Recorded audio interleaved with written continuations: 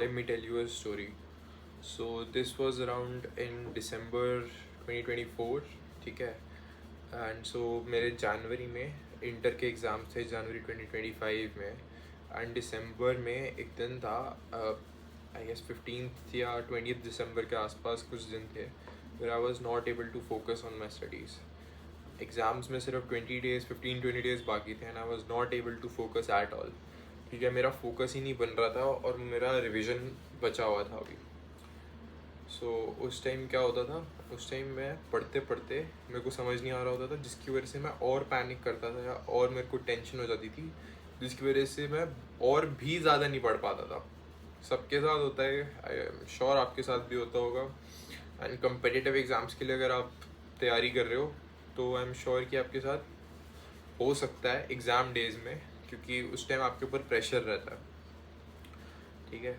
So what I learned was, मैंने उस time एक बात सीखी कि हाउ टू टैकल दिस, और उसके बाद से I have been using it for ever. ठीक है, तब से मैं उसको यूज़ करता आ रहा हूँ और बहुत और उससे मेरे को बहुत फ़ायदा मिला. जो एग्ज़ाम्स के बीच में हमारे प्रिपरेटरी लीव्स होती हैं एक दिन की, उसमें भी, एंड उसके बाद भी जब मेरे को ये फेस हुआ तब भी.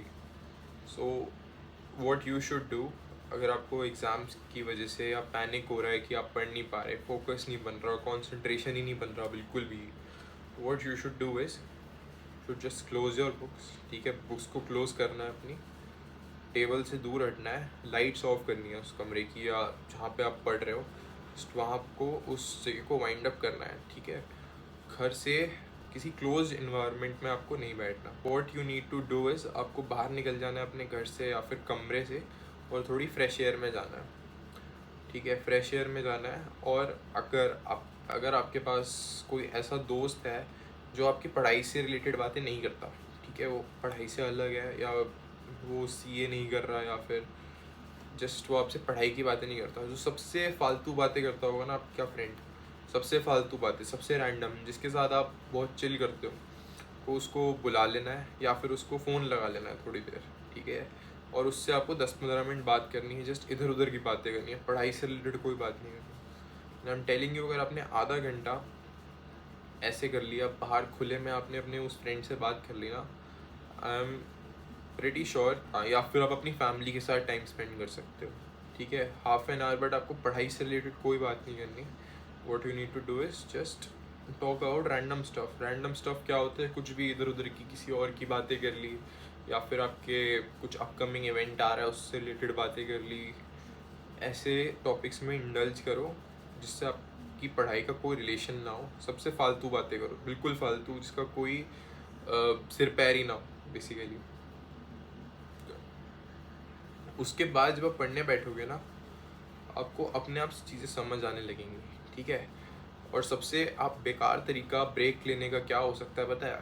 सबसे बेकार तरीका बता रहा हूँ मैं आपको. आपने अपना फ़ोन खोला और इंस्टाग्राम स्क्रॉल करना शुरू कर दिया, यूट्यूब स्क्रॉल करना शुरू कर दिया, स्नैपचैट खोल के उस पर देखने लगे.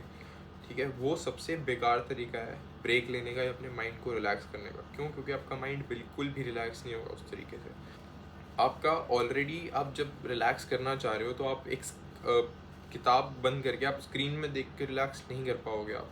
ठीक है, आपके माइंड को और स्टिम्युलेशन चाहिए बेसिकली. ठीक है, वो स्टिम्युलेशन ढूंढ रहा है रिलैक्स करने के लिए, और बाहर जाके खुली हवा में या फिर लोगों से बात करने में जो रिलैक्सेशन आपके माइंड को मिलता है, वो आपको कहीं भी नहीं मिल सकता. ठीक है, स्क्रीन्स में तो बिल्कुल भी नहीं. So you can also reach out to me in the comment section if you want more advice related to health या आपकी डाइट से related. I can help you with personalized schedule बनाने में या फिर डाइट बनाने में, वर्कआउट्स बनाने में. I can help you with that. So just comment below and reach out to me.